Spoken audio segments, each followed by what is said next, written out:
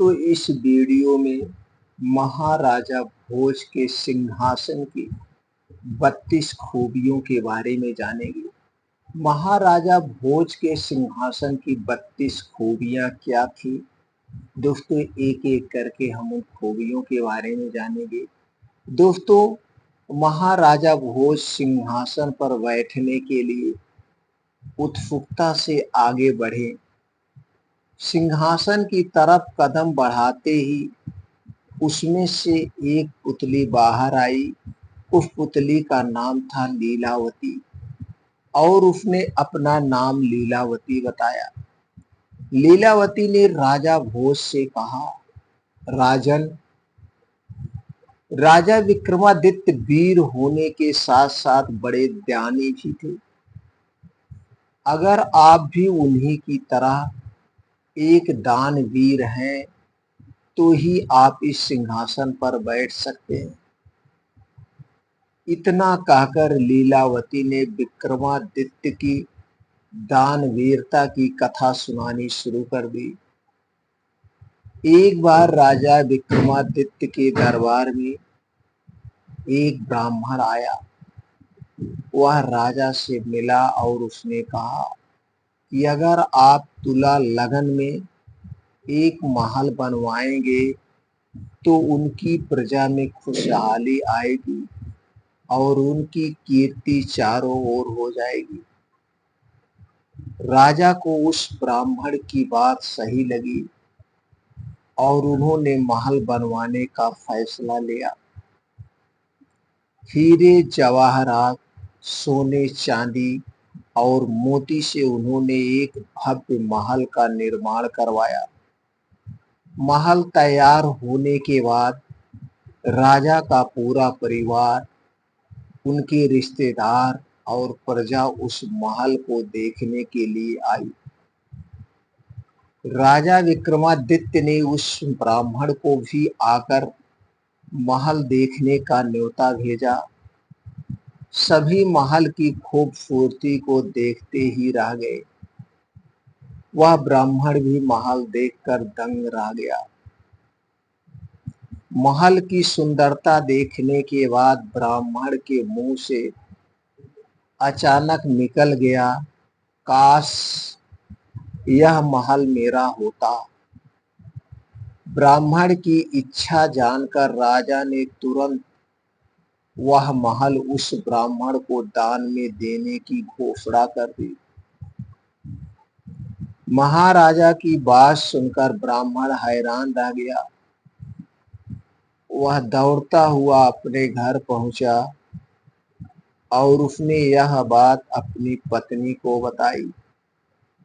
उसकी पत्नी को इस बात पर विश्वास नहीं हुआ और उसने सोचा कि ब्राह्मण पागल हो गया है। अपनी पत्नी को यकीन दिलाने के लिए, उसे विश्वास में लाने के लिए वह उसे महल लेकर गया। महल को देखकर और लोगों की बातें सुनकर ब्राह्मणी भी हैरान रह गई। उसने पूरा महल देखने की इच्छा जताई। पत्नी की इच्छा को पूरा करने के लिए ब्राह्मण उसे महल दिखाने लगा। महल इतना बड़ा था कि देखते ही देखते रात हो गई और वह दोनों बहुत थक गए। थकान की वजह से दोनों महल के ही एक कमरे में सो गए।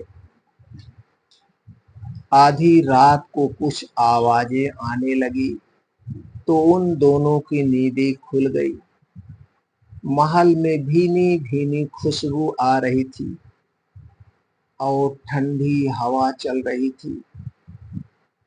उसी समय उनका पूरा कमरा रोशनी से भर गया और फिर उन्होंने एक महिला की आवाज सुनी। उनकी आवाज सुनकर दोनों को ऐसा लगा जैसे माँ लक्ष्मी धरती पर आ गई हो।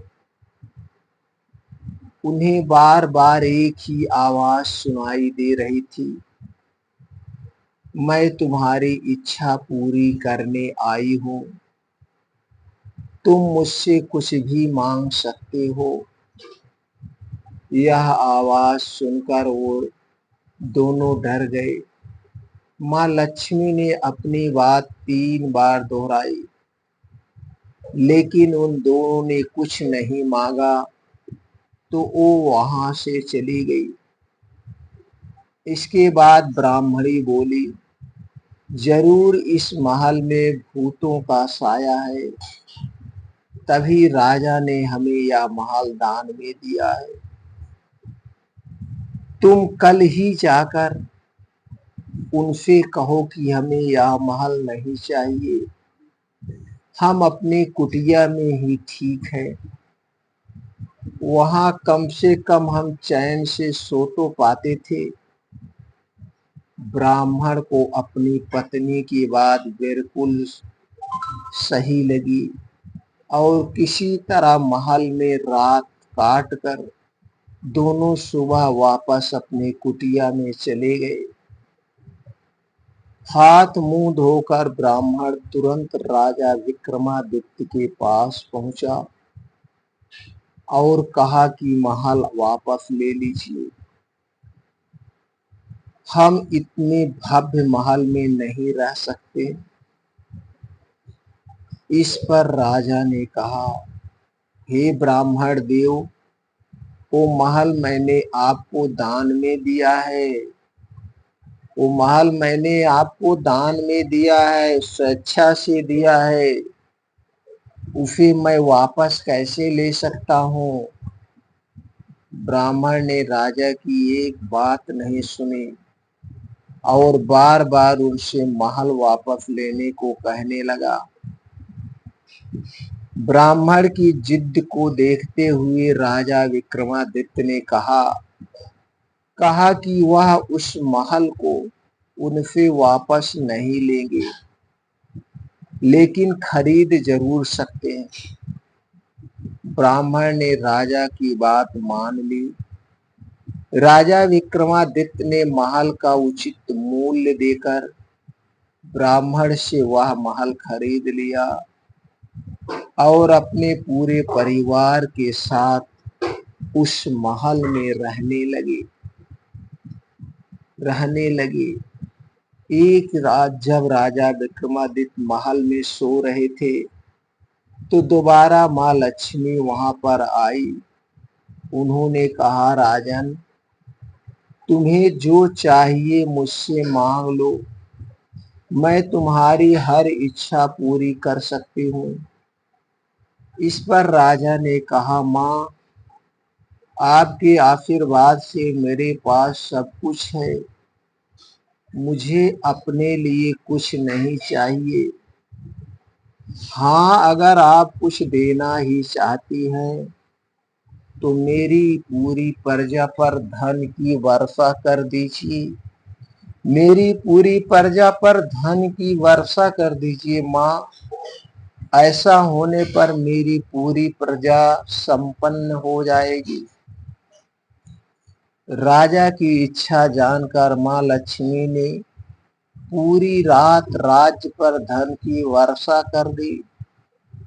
सुबह उठकर जब लोगों ने इतना धन देखा तो वो सारा धन राजा विक्रमादित्य को सौंपने के लिए महल आ गए।